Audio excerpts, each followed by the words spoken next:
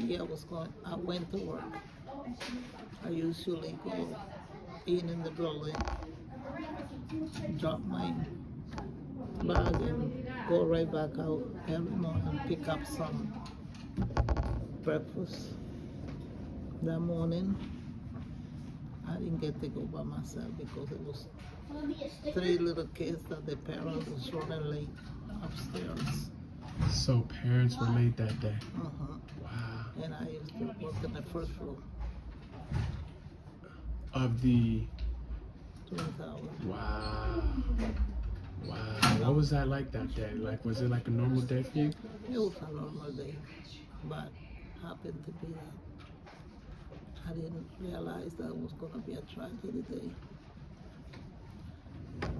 So, like I usually do every day, I go in and pick up my coffee. I will go there, run right back to my job before 7 o'clock hit. But I didn't get to go that day by myself because his parents needed me to help them with the kids to put them inside the program. Wow. And it was a blessing by me having them because those kids, I warned them when I talked to them, I said, we're going to go to the cafeteria. I'm going to get you some donut, but make sure you ask for them. And don't be saying like they all do sometimes, I don't want this, I don't want this. So the kids say, oh, well, I don't want no chocolate one, I changed my mind. But it was a great day that they did that. Because the time frame, by them being in their book, I don't want this, I don't want that, it give us time to keep in there. So the time that the kids spent looking for candy that day.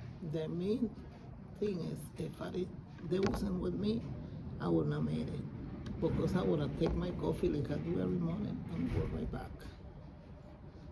Wow. But that day, God decided to give me another chance in life. By taking these kids, they entertained me in the place. Not willing to get out because they want this, they want this. And they didn't decide what they wanted until we had a back our boom, the first building hit. And everybody went on the floor and the kids grabbed onto me and we stayed there looking at everybody trying to sell from the windows and it got dark and the whole building caught fire. It did. We see everything. So the kids was very nervous, excited. They wanted to run out of the building. I had to hold them down and then owner of the cafeteria closed the door. And we remained inside. The people that were in the building still. And we remained in the cafeteria. Wow, like after like the plane hit. Yeah. But when the second plane hit, that's when where we was collapsed and went all the way to the bottom, the subway. Wow. The cafeteria where we was, it went on the. So the calf collapsed. So the whole, wow. All the buildings around the towers, everything they burned and we was under there. So how long were you under all of that rubble for? We spent 3 days there. 3 days there. Nobody know that we was even exist. They didn't know that we was there. They didn't know that was survivors under there. Wow.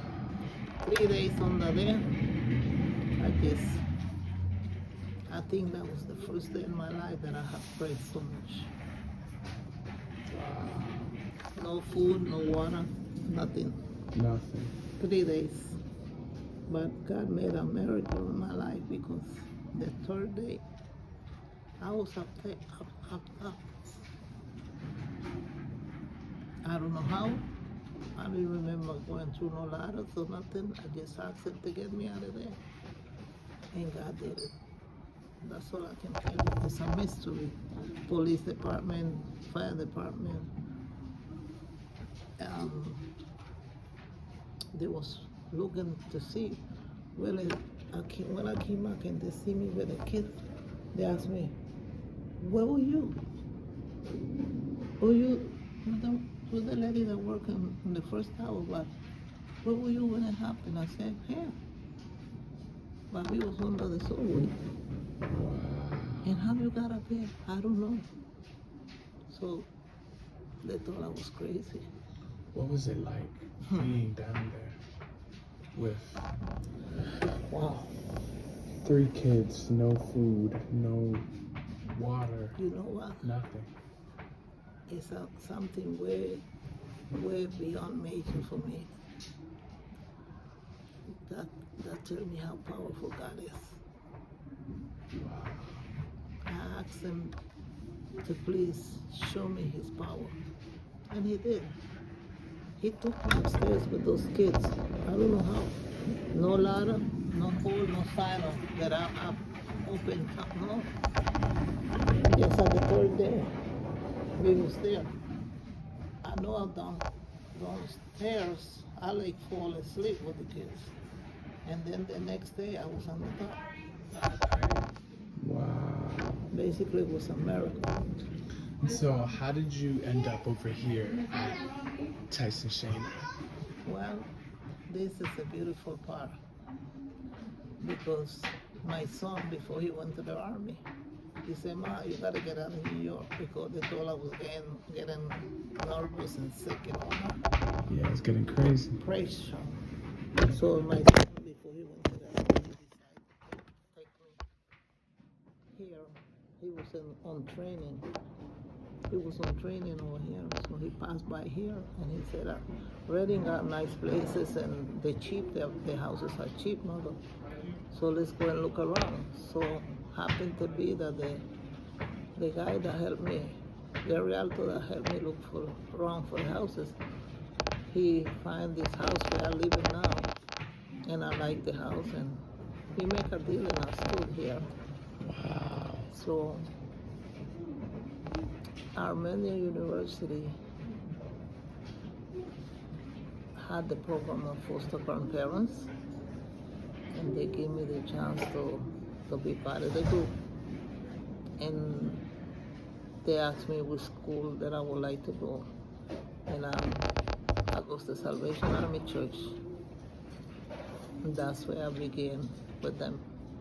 Then I came here to Tyson Shane. Tyson and Shane. So you first were at Salvation Army, and then you transferred over. Then I meet some nice, lovely people here.